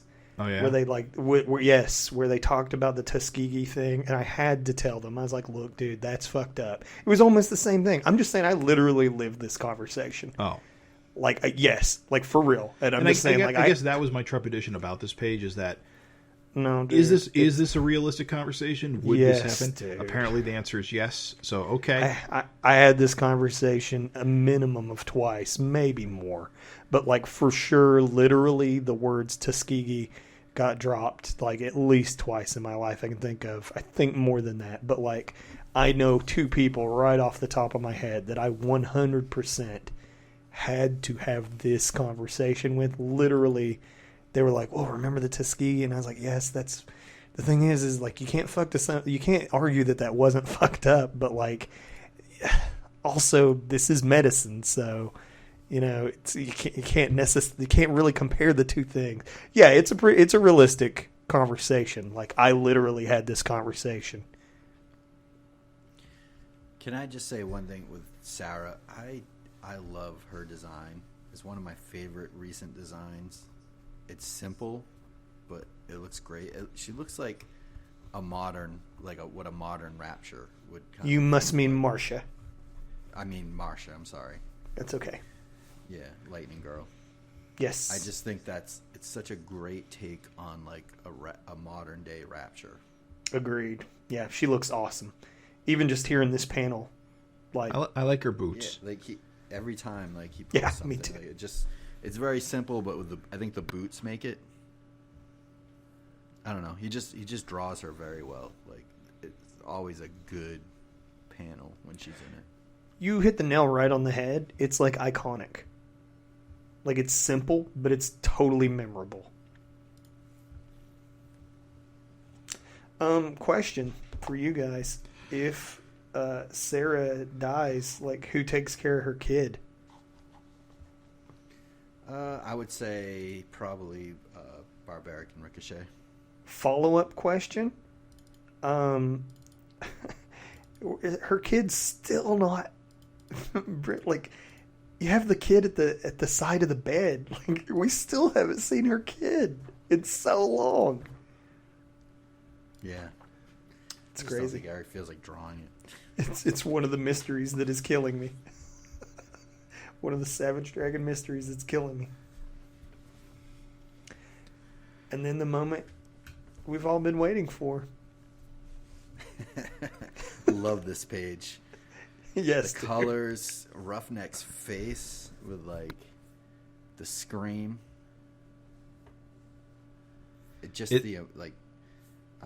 You always think about Roughneck as one of those like untouchable characters because he's always just around. Mm-hmm. And like he's not a major character. He doesn't have a significant role in anything, but he's always just there. And now you got to wonder, what does this mean for Roughneck? At the minimum, he's got no legs. Right. At the maximum, well, he'll be dead. I think he shows up with like a lower tank body with a bunch of bolts in it. That would be a fun way to go. Well, also too, it creates a dynamic of if okay, so if Roughneck lives, does this create a new dynamic? Like, is he loyal to Mako now, like out of fear? You know what I mean? Yeah. Or is he gonna like go hardcore vengeance? Like, are him and Mako Mako be loyal to anybody that ate your legs? Out of fear and intimidation. I'm just saying, Overlord and Dart what killed if people all the what time. if they threaten to eat your dick? I know, dude. I was like, that last panel, he is absolutely telling me he's going to eat his dick. I love that with the panel with the teeth and just his eyes like, Meanwhile, he's on fire. Right. Cooking. He's cooking alive.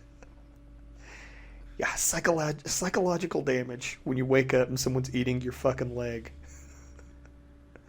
Yeah, Craig, you praise the art and the colors, but I just want to like reiterate, like just the angle on the foot that like Mako's gnawing on, like just the like expression of pain and like the panel and like all the burst of light coming out of his like face and the way Nikos did that, like, oh man, this page was so good, dude. Right.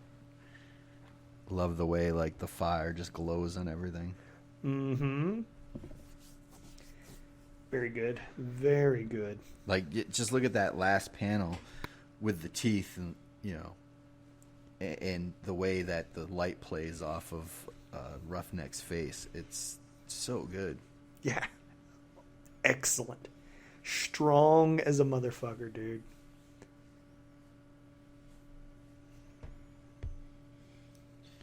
This is probably Jim's favorite topic. Which one? Page. Oh, right. Malcolm's blood. Oh, yeah. More Malcolm's blood. Hey, question. The follow-up question. I forgot to ask. So, guys, if you use Freak Out on Horridus, like, what happens? Does she become, like, human? She's like, half... We already actually know the answer to this. Alien, She's half alien. She'll stay the same. Okay. I believe she got hit by the Nega bomb and nothing happened to her. I don't think she was on... I don't think she was one of the ones on Vanguard's ship. Okay. I'd have to double verify that. She's half alien, and they even imply that she's kind of related to the Triceratons and the Ninja Turtle comic. Got it. Yeah, so the rule is if you're an alien or a god, negation doesn't work on you, or you work on your physiology. What would you negate to if you were an alien? Right. I'm not gonna lie. If we don't get to see, like Fin Horridus, like Horridus with a fin. Yep. I'm gonna be pretty sad, dude. What was the whole point of this exercise? Mm-hmm. Yep. If we don't get to see that cool visual, I'm gonna be pretty sad. How do we stop this whole solve everything with blood? I mean, I don't personally... once you establish it, you kind of always have to acknowledge it. I don't have a problem with it. I mean, we don't have to go into it again, but I'm just saying, to me, it's like, hey, dudes, do you want Horridus to die of COVID? I mean... Maybe. Do you? I mean, she's on a ventilator, so I guess her chances are slim. She's not doing good. I mean, that's what Marcia says. But I mean, she's also... That's also... It's just also kind of weird that she's the one also on the ventilator. I mean, it makes sense for her character, but her alien physiology, can she even get sick? I guess so. Yeah, clearly.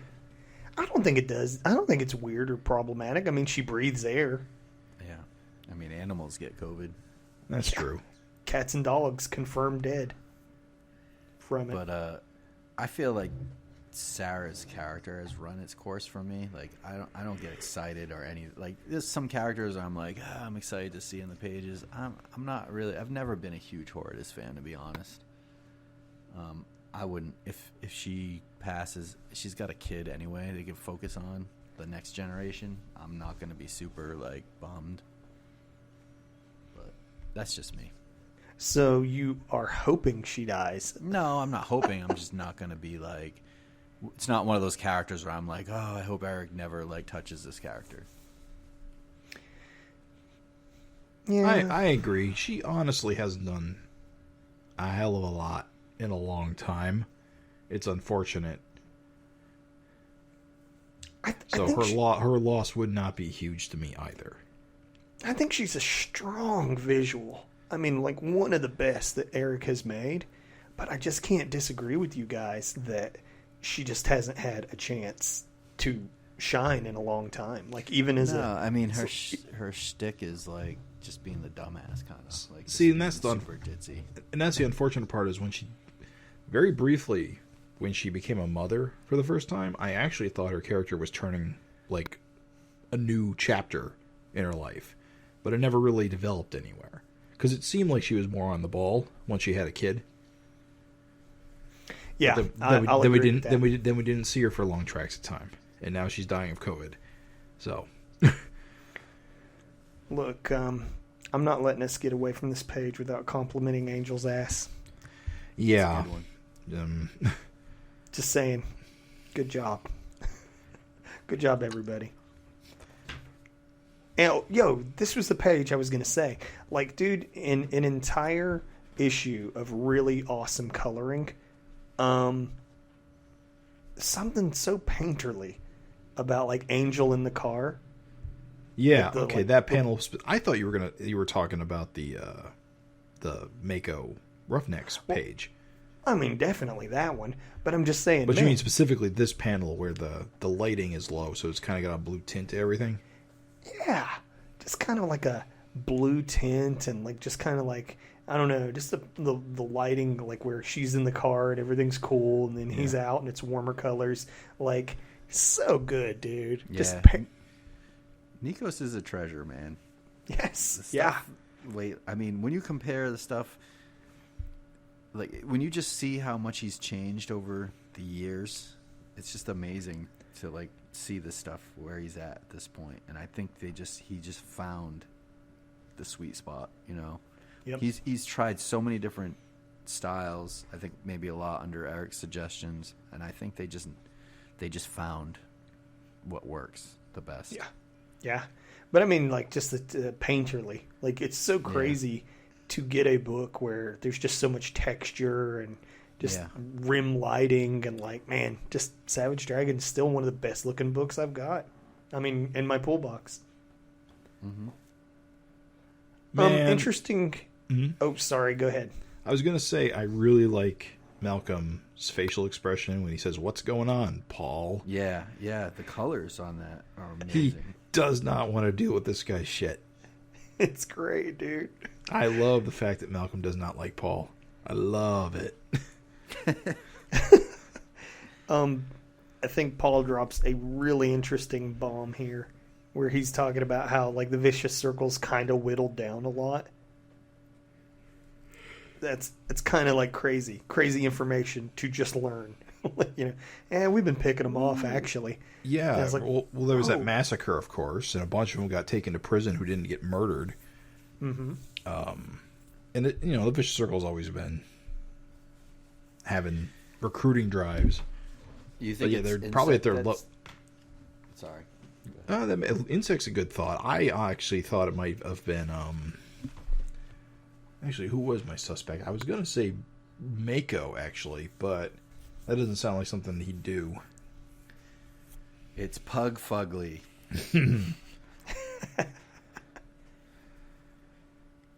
I don't think Mako. I think Mako's just some brute dumbass. I don't think he's. Yeah, he wouldn't do it. You're right.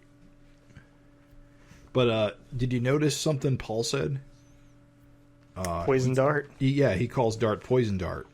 Love it. He's letting some of his memories leak through. Love it, dude. Although, to be fair, calling Allison Dart Poison Dart with the fact that there's another Dart kicking around wouldn't be that bad of an idea. Just to differentiate her. Exactly. Like, I think we even made the case on a FINcast. We're like, give her a name. Like, you know, call her anything. And then, like, I think we even, after Graphic Fantasy, like, Dart was listed as Poison Dart. Right. In the Graphic and that's Fantasy. why Paul is calling her that. Right, but I think we were like, oh my god, dude. Like, Dart was originally called Poison Dart. Like, you could totally use that. It's perfect. I'm just saying it's great. I love it that it's finally actually in the book, and Paul saying it makes nothing but sense.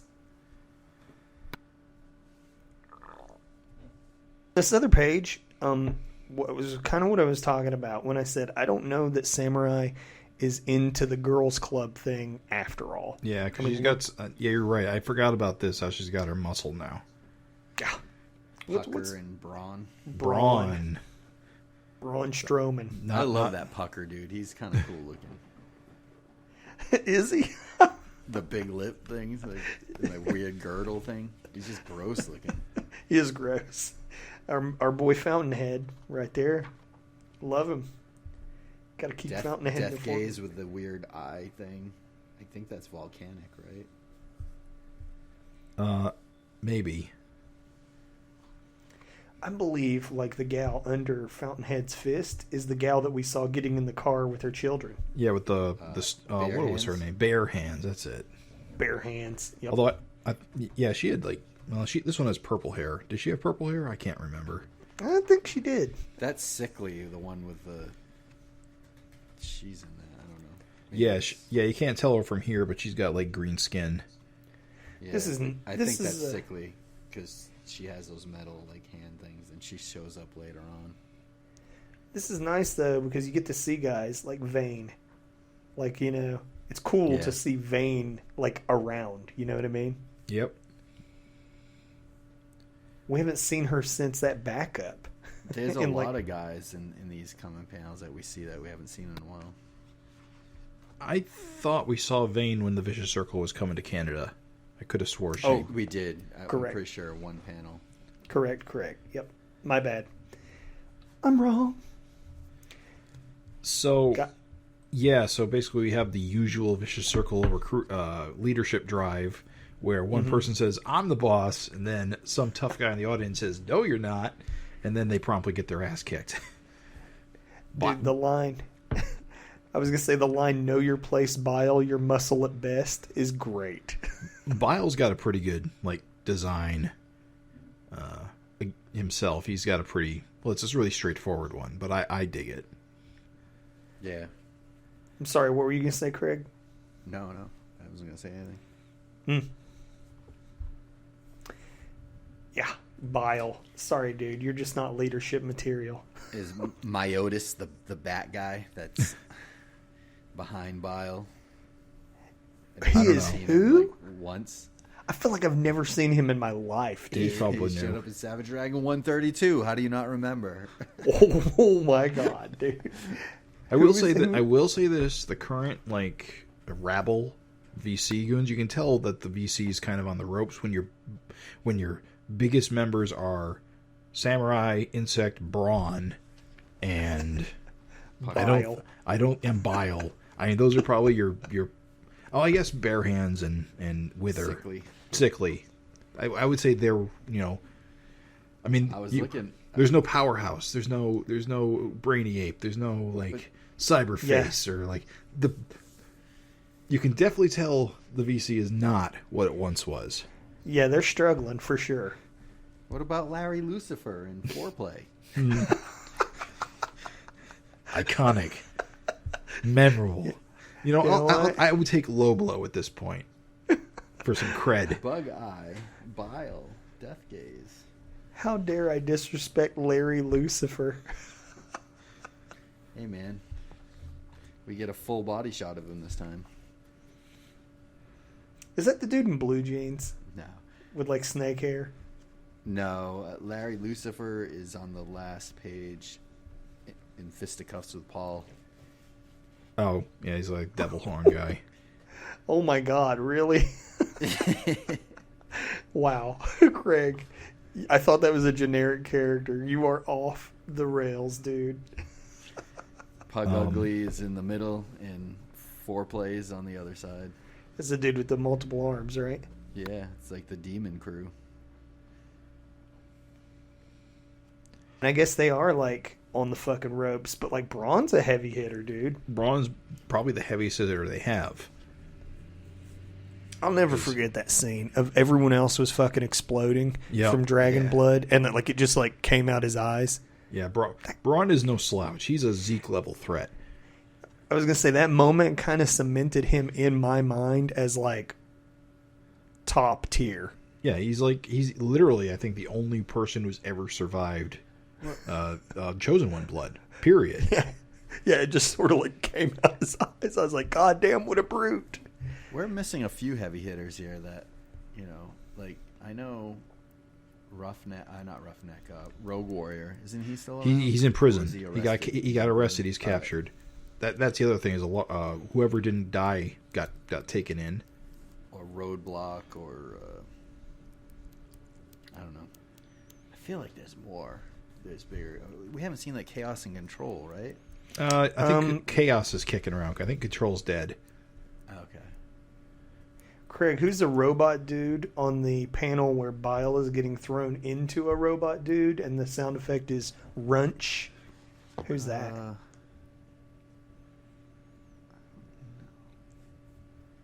Tech Head, I think. Cool looking guy. Yeah, Tech Head showed up in Savage Dragon 115. Who's the weird guy with like the weird thing on his head in the next panel? That's Death Gaze. He's on the very first panel with Samurai, like approaching the crowd, and he's like looking in the opposite direction. No, I think you mean like Jim. Do you mean like the dude with like the zits on his head? Yeah. Oh, Split Head. Something about that guy's look fucking grosses me out. Split Head showed up in Savage Dragon 216. He has the powers of pus. Yeah, He reminds me of those little toys that you squeeze and like they like Yeah. those things like will pop up. You know, they make that noise. And then a far more famous thing appears. The Power Glove. Where the hell does that thing keep coming from? Alex, It dude. never goes away. I guess it's in Alex's closet. Exactly. You gotta imagine if you're Alex, you want to keep that bad boy on check. You know what's crazy about the Power Glove? Paul's using it on his human fist. Well, it makes sense. Does it? One robot fist and one regular fist with the Power Glove. I suppose. I mean, if it was me, I just feel like I would want, like, you know, Paul's pretty strong, right? Yeah.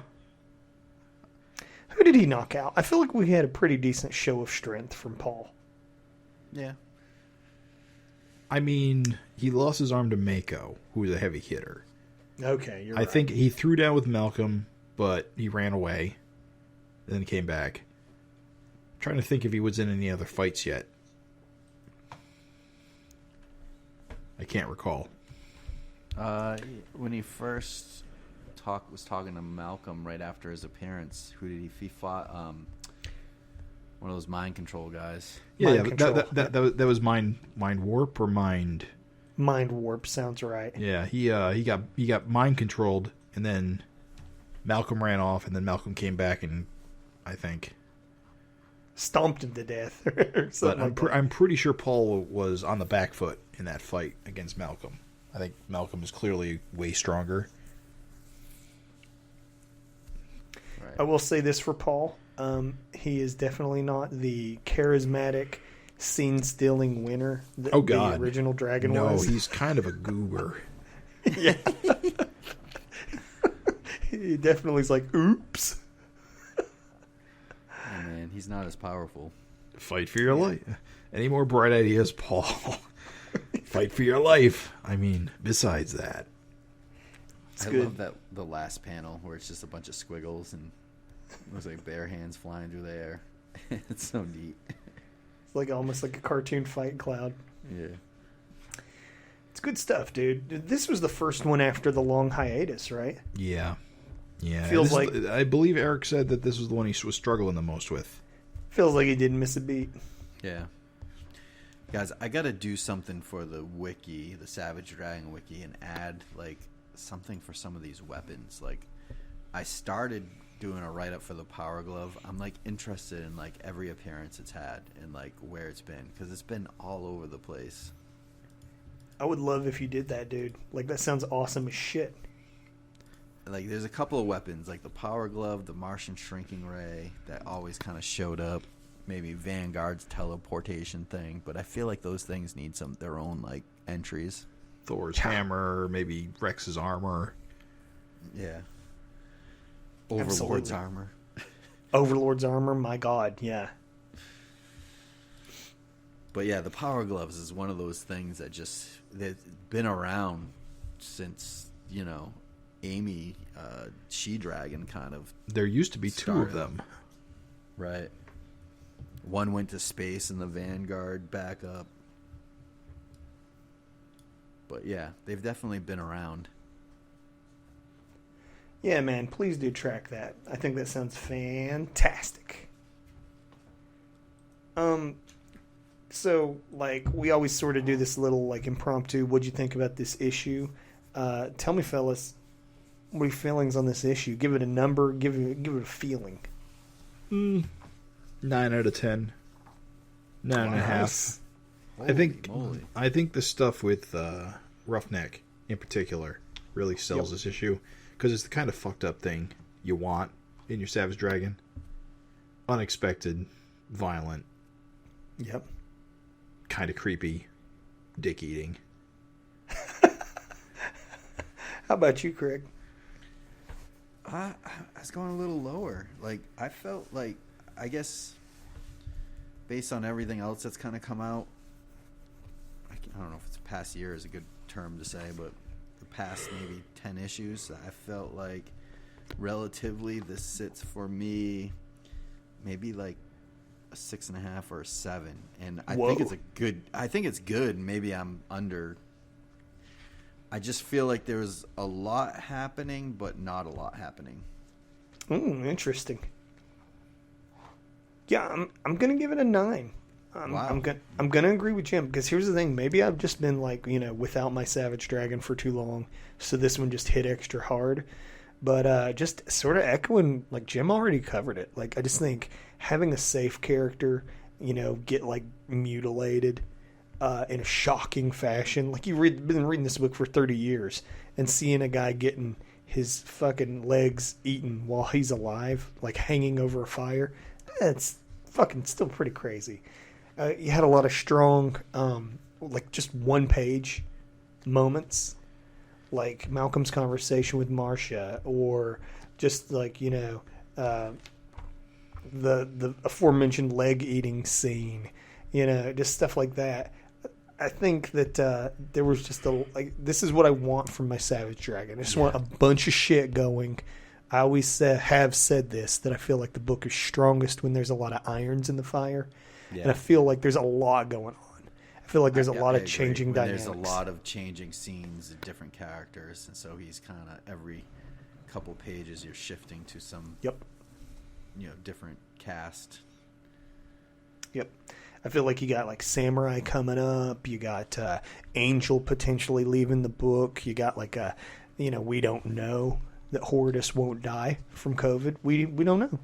And one thing I do like is when Erik is building up his villains as much as his heroes. So one good thing I'll say that I liked about this issue is you're getting to know more about this Mako character. You're getting more to know about the dynamic of what's going on with the Vicious Circle. I enjoy that because then you're more invested when these villains lose or win or whatever it is. You know, there was a time in this book where it was just like a lot of just kind of cool looking designs and some for these villains, but there wasn't much backstory to it, and so it didn't feel like a big deal when there were repercussions or something to that effect. You know, when Dragon fought them. And I even feel like you get like character progression with like seemingly minor characters, like Insect. You know, with Dark Dead, you could see that have going either way. Like, you know, was she just taking care of Billy because of it was an order, or like, you know, there's no reason for her to still be staying the course. But like this issue really drives home the fact is like, no, like this kind of motherly instinct is awakening in her. And it's cool. Like Insect's a nothing character. Like we don't know fucking Insect. Yeah, but well, it's Samurai and Insect both went from like background little like just throwaway characters that were just penciled in to fill in a big group of VC characters to being kind of like leaders and characters you want to know more about. Yep. So I love it. I thought it was good. Yeah, I give it a 9. All right, maybe I was too low, but I'm still gonna stick with like a 7. No, dude. However you feel, it's still valid. It's your rating.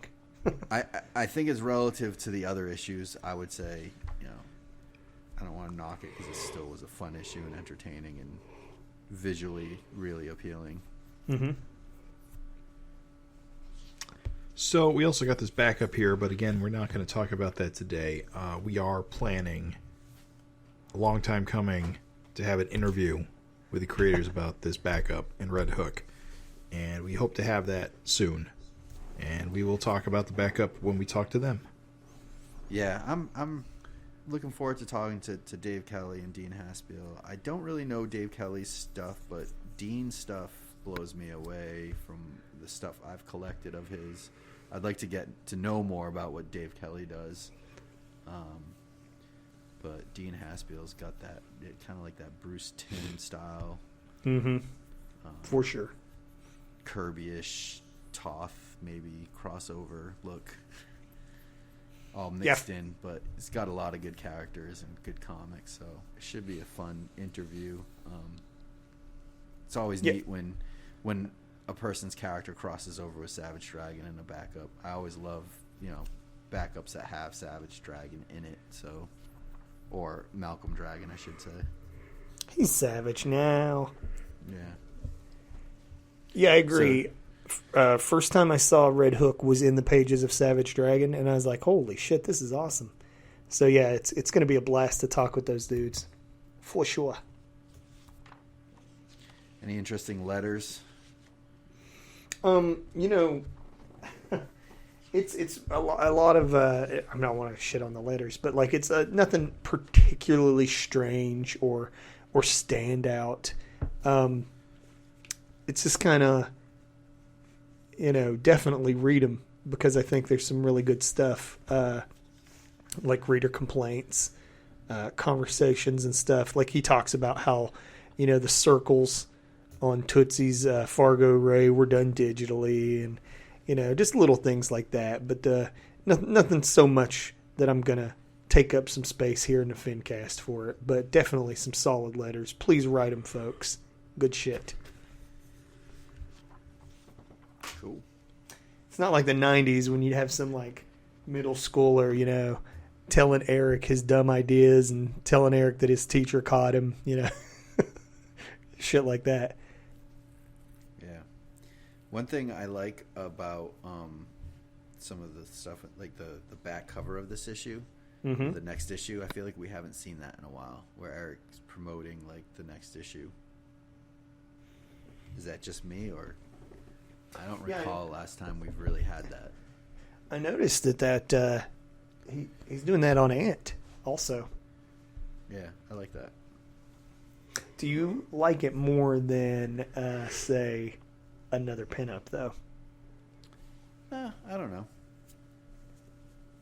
I like finishing the book, you know, finishing the comic, and then you flip to the last page and it's something to think about. Like, oh, all right, this is what next issue is going to look like. I don't know. It's just a little reminder, like what's coming up. If I got my rathers, I'd rather have something original there. Yeah. Because I've seen the next issue cover in previews already. So for me, seeing it on the back of the book doesn't light my fire. You know what I'm saying? For me, it's just, I don't know. I feel like I like it seeing it in print. Like it just looks different on a printed page. One thing I would I don't buy print, of course, but one thing I've noticed or seen that I would say would be a preference would be the front cover without the copy. Ooh, I like that. Yeah, I dig that. That'd be cool.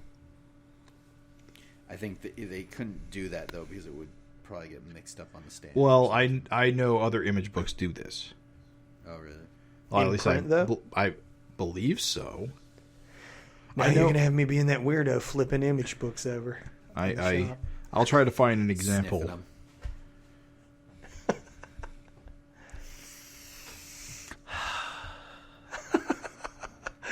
It took me like 3 seconds to realize what was happening. I was like, what the fuck? Someone using compressed air? What's happening? Just sniffing my chemical comics. So, Guys. yeah, what do you think? Scorched Earth. Malcolm Dragon and his father from another reality, Paul Dragon, join forces to take down the vicious circle. But they're greatly outnumbered and hopelessly outgunned. 262. That's it. I didn't do the voice because I got sick. I got COVID and I don't think I could do it. I've been muting coughs this whole time. Have you really? Oh yeah, big time. I haven't noticed. Thank you.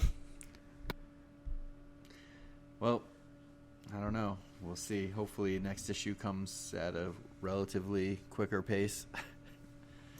Yeah, we got Ant floating around. Well, screw that. I mean, our problem is that we need to be more on the ball. We've let things go way too long, and we definitely want to. We got plans to get more episodes out in the near future. We definitely want to get that interview in. We got another issue of Ant to cover, and we really got to get back to doing retros because Savage Dragon is heating up. I own them all is now. Heating up. We have got to get to that freaking Joey Finkelberry story. God damn it. Yes.